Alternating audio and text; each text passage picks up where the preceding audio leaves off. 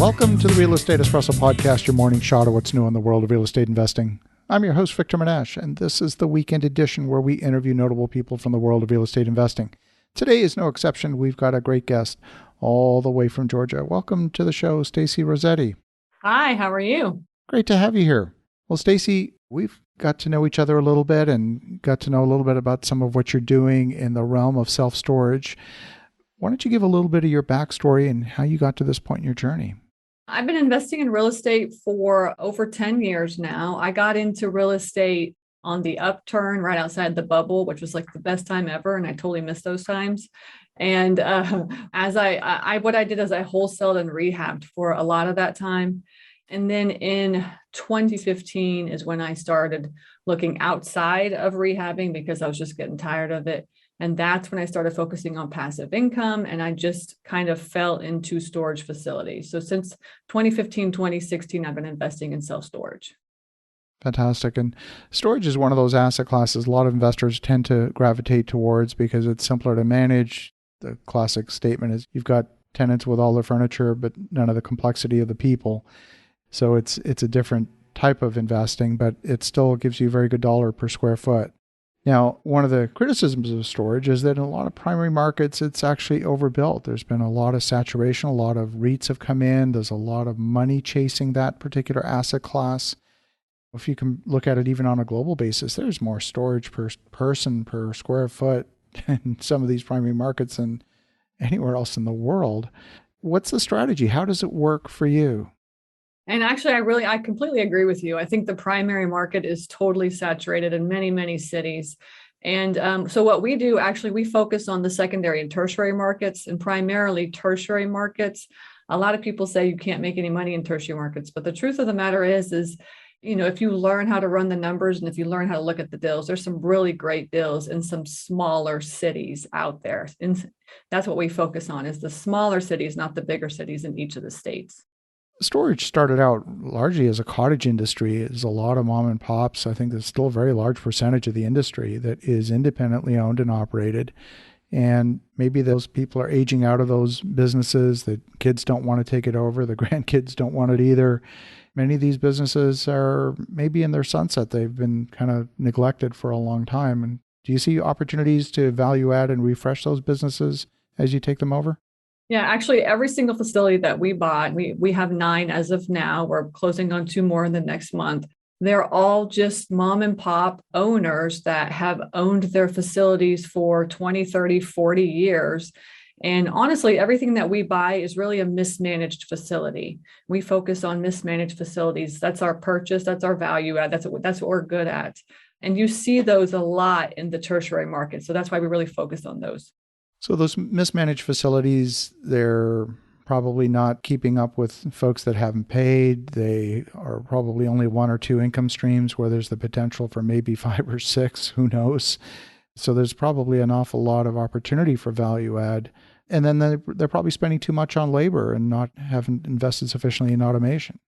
Yeah, so I can give you an example of one that we're buying this month. Essentially, it's a small town in the panhandle of Florida. And Florida is a great area to invest in right now, especially the panhandle, because it's considered just like an affordable area to purchase property in. The owner has had this facility for 20 plus years, and he actually has a pine straw company. That's what he's focused on. And he bought a property where he had like land, and then there just happened to be a storage facility on the land. And so he was managing this facility for X amount of years. And what he told me was that the person that was really managing it, his office assistant, in the end, like after she retired, she'd been there for 16 years. He started looking at the books and she had been like taking money and then doing all kinds of stuff or whatever. So it's a typical story. Oh, no. So he just wanted to dump this thing. And I talked to him, and essentially what it is, it's on like 2 acres of land. And it's 116 units, and he wants to sell it. It's completely full. It's making around $90,000 a year. So I mean, it's an income producing property. But what I love about it is that it's taking up about an acre of land, and you can add another 100 units on that land. So that's kind of what we look at. And it's also full, right? So there's a need. He said there's a wait list of like 20 or 30 people that are looking to move into that area and move into that facility. So we picked it up for $600,000. And I said, so what are you going to, I asked the owner, what are you going to do with that money? Like once you get it, you're going to make like, a lot of money. What are you going to do? And he said, I don't know. I said, you're going to pay a lot of taxes. I said, are you going to 1031 exchange this? And he said, no, I don't want to 1031 exchange it because I don't want any more property. I'm done with property. And then I just said, well, why don't you just own or finance it to me? And he said, okay. He said, that's a good idea. Why not just own or finance it? So essentially that is kind of the stuff that I look at doing. It's an owner that really is just tired of the facility and he doesn't want to buy any more property and he just wants to offload it. And those are the kind of things that we look at. So you solved his tax problem. It's not a taxable event. And he got out of operating. You got it for a good deal. You got the financing without having to fill out hundreds of pages of underwriting with a major lender. A win-win. Absolutely win-win. Exactly. And we're going to add another 100 units on there. We'll do that in phase 2. And then over the course of the next couple of years, we're going to like triple the value of that facility. I love that. I love it. So for folks that are looking at real estate's hyperlocal, and it doesn't matter what the asset is. It could be talking medical office, you could be talking residential, self-storage, what have you. It's all hyperlocal. How do you decide, given that you're based in Georgia or sometimes you're RVing around the country, how do you decide going into a tertiary market where you don't live there, you don't have connections, you don't have, part of the fabric of the community, that this is actually a good buy? Well, so essentially we buy primarily in Georgia and Florida right now. We are looking in the Texas area and we drive a lot from Texas to Florida and Georgia back and forth. So we're just looking in those areas, essentially, wherever we're driving our RV, because we live in an RV. Really for us, it's just like, is it in our path of like where we're focusing on in our travels and stuff. Now, like last year we went out to the West Coast. We were just this summer, like in Missouri and stuff. Whenever we're driving around and we find people, because what we do is we talk to owners directly. All right. So like if I see a storage facility, I'll just give them a call. I'll give the owner a call and be like, okay, are you interested in selling this facility? They say yes, we'll stop over and just introduce ourselves because this is kind of like, especially with mom and pops, this is what they want, right? This is what they want. This is how we get the best deals. So when we're driving around the country, if we find somebody that wants to sell and we purposely, we don't want to buy it because it's just not in our area, what we do is we just wholesale it. All right. Or we'll sell it to somebody and then we'll just partner or something like that and on the deal. Most of the time we just wholesale those out. But for us, we really focus on from Texas to Georgia to Florida. And that's our market. And the truth of the matter is the Southeast of all the markets in the storage investing world, all the markets across the country, the Southeast is really kind of the hottest market right now. We're really in a good area to be able to not only purchase, but if we don't want to buy it, we could just partner or wholesale it off to somebody else. Now, all of these businesses, I don't care what it is, whether it's a hotel, a restaurant, a self-storage facility, these are all active businesses. And, you talked about buying what have been mismanaged facilities. So even if you bought it at a good price, you still got to turn this thing around. You still got to put the right people in place. It's still an active business, and you might get people to invest passively in your active business, but there's an active business component no matter what. How do you handle that part? Because that's the heavy lift. Well, and I'm glad that you brought that up because the truth of the matter is most people, all they think about is how do you find them and how do you fund them? But the truth of the matter is that when you invest in self-storage, you're buying a retail business. So you have to be able to run this business. And actually, and why would you invest in self-storage and not make it passive income? That's my personal opinion. So all the facilities that we've ever bought, the owners just get up every day and go manage this facility. They're opening up their gates and they're meeting tenants and signing contracts. For us personally, I haven't been to several of my facilities in years. And the reason why is because they're completely passive. So in the self-storage investing world, what's happening is that everything is what's now called contactless. Right. So if you don't have a contactless facility, then you're just not in the 21st century. And what that means is that you have a software program that's running your back office. And then anybody that wants to rent a unit, they just go online and rent it.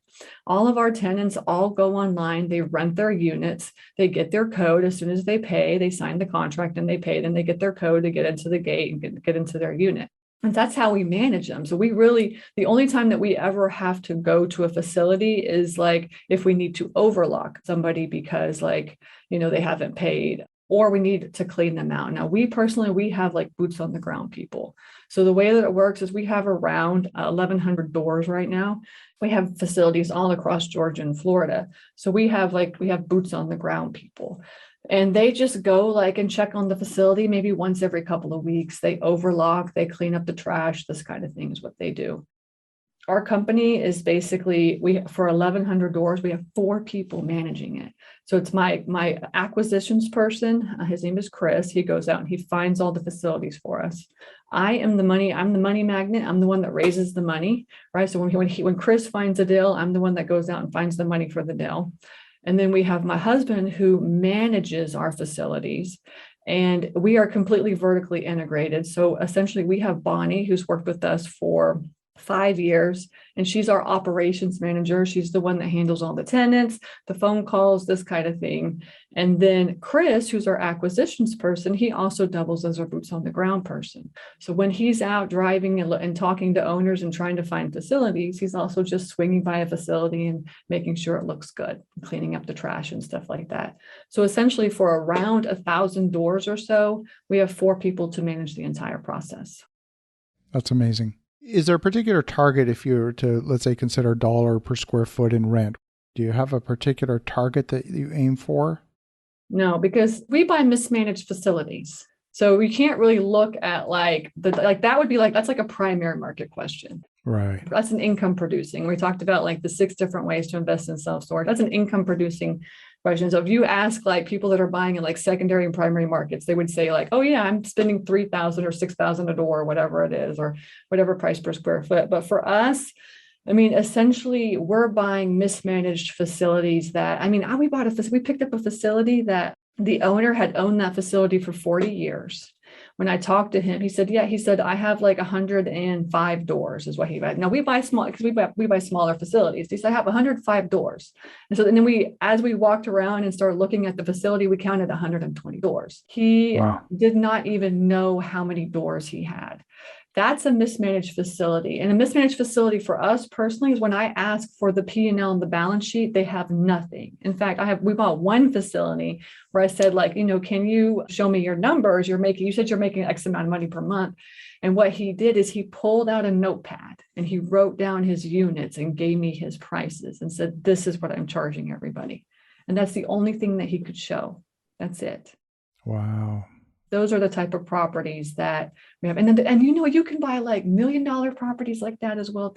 $2 million. I have a student right now. She picked up a $3 million property. They don't have anything to show for their 630 units that they have. I have another student. He picked up a $1.5 million facility, and the owner didn't even own a computer. He had 300 units and didn't even own a computer. That's a mismanaged property. And those are the ones that we target. So we target kind of around like $1 million properties that are just completely mismanaged. And they're probably around 25 to 50% full or vacant, whatever you want to call it, vacant. That's what we look at. Incredible. So it doesn't matter to you whether it's even carrying itself the day that you purchase it, or is that important? No, I mean, we don't even, like I said, we don't get numbers. We don't get anything from the owners. In fact, a lot of them are all just cash, and essentially they just pocket that money is what they do. We have to go out, and that's why I have to raise money. So we're privately funded because we're buying all these mismanaged facilities. Like there's no bank that's going to, lend money on these deals. So that's my job is I'm out there raising money and either, getting, debt on the deal or partnering with people on the deals. Amazing. So you talked about the 6 different methods. Why don't you run through those real quick? The 6 different ways that you can invest in self-storage: mismanaged properties, which most of the facilities, actually this one that I told you about, that's the income producing, that's our first income producing property that we're buying. Mismanaged facilities and income producing property. You can tell the difference between both of those by an income producing property. They're going to be like, here's my P&L, here's my balance sheet, here's my numbers, right? A mismanaged property, they're going to be like, oh, I've been only taking cash and checks for the last, 40 years. Like I don't have anything to show, kind of a thing. And then we have new construction. Everybody I talked to was always like, I got a piece of land that would be perfect for a storage facility, right? And in tertiary markets, I'm telling you, we are full with wait lists. Like I told you, one that we're buying, it's the same thing. In the tertiary markets, there are wait lists. But in primary and secondary markets, it's harder to build. Primary, definitely we're oversaturated. Secondary is a little bit, getting a little gray area. For tertiary markets and these smaller cities that have like 70,000 people in them or something like that, these are perfect areas for new construction. So new construction, and then we have developing and conversions. And this is another thing that you're going to see. And you see this, especially in the smaller towns, is these retail buildings that are just been sitting there for like months or years. They are all now being bought up and then being converted into storage facilities. And you're going to see more and more of that as well, too. And I think this is also a great way to get into self-storage. It's just long because you have to have money to do that. So in the beginning, you have some money to buy those facilities, but you can get a really good deal on the building, and then it will just cost you some money to make it into a storage facility. But you can always just like drop pods in there and stuff too. Like I have a really good friend in the industry. That's what he does, is he buys like old warehouses and then he just goes in and drops pods. That's developing and conversions. And then you have wholesaling. I talked about this. We wholesale self-storage. So what that means is that like when you get out there and start looking for a facility, you really have no idea what you're going to come across. Now, I'm talking about the way that I do it, which is I go directly to the owner. I go directly to the sellers and I ask them if they want to sell. So I'm not looking online for facilities. Like I'm getting in there and doing all the dirty work myself. Okay. And so when you start talking to these owners, like the truth is that you have no idea what you're going to come across. Like you might come across like, a $9 million facility. Like I have one student right now, he's like, this person wants to sell their facility for $9 million. Or you might come across somebody that has like, $500,000 facility. But I always say, if it's a good deal and the numbers are working, we're going to put that thing under contract and we are going to go out and we are going to find a buyer for that deal.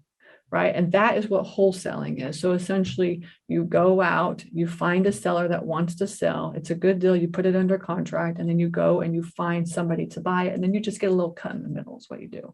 Right. Yeah. Just flipping the contract, basically. Just flipping the contract. Yeah. So we do that as well, too. And then finally, the last way to get into a self-storage is to lend. Right. So a lot of people just like, I don't really want to do any of that, but I want to make some money in it.